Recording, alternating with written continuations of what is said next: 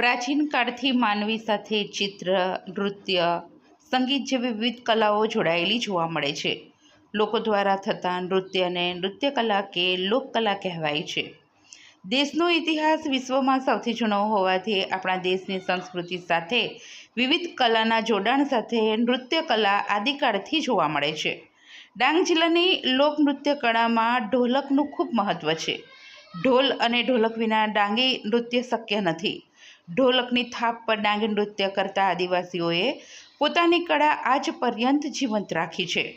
ડાંગ જિલ્લાના ગલકુંડ ગામે રહેતા શંકરભાઈ જયરામભાઈ પોતાના બાપદાદા પાસેથી ઢોલ તેમજ ઢોલક બનાવવાનું શીખ્યા હતા.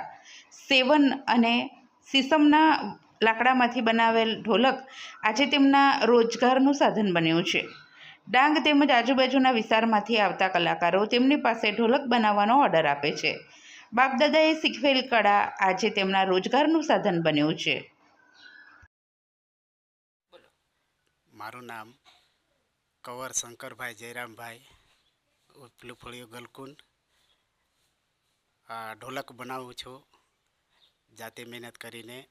અને આ ઢોલક કયો પ્રસંગમાં, ડાંગી નૃત્યમાં, તમાશામાં તેમાં વગાડે અને ઓર્ડર પ્રમાણે બનાવી આપું છું. આ ઢોલકનું 3,500 રૂપિયા લઉં છું. એમાંથી મને રોજી મળે છે.